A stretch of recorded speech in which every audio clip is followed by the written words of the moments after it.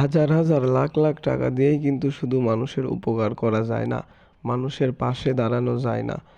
নিজের একটু শ্রম দিয়েও কিন্তু একজন মানুষের পাশে দাঁড়ানো যায়, তাকে খুবই হেল্প করা যায়। শুধু নিজের ইচ্ছা শক্তি থাকতে হবে যে আমি যদি একটু সুযোগ পাই তাহলে একজন মানুষকে হেল্প করব, তার পাশে দাঁড়াবো।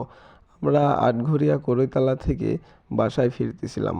এখন দেখি রাস্তায় ব্যাটারির চার্জ শেষ হয়ে একটা ভ্যানওয়ালা চাচা ভ্যান ঠেলতেছে।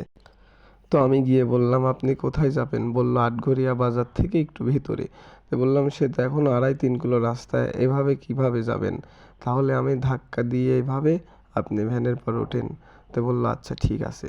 পরে আমি ঠিক এইভাবে 2.5-3 কিলো রাস্তা পা দিয়ে ধাক্কায়ে একদম মেকারের দোকান পর্যন্ত পৌঁছে দিলাম।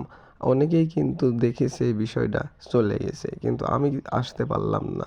তো এভাবে আপনারাও চাইলে কিন্তু মানুষের পাশে একটু নিজের শ্রম দিয়ে দাঁড়াতে পারেন। টাকা ছাড়াও যে মানুষের পাশে দাঁড়ানো যায়, এই ভিডিওটা দেখেই বুঝতে পারতেছেন। নিজের ইচ্ছা শক্তিটাই হলোই মেন।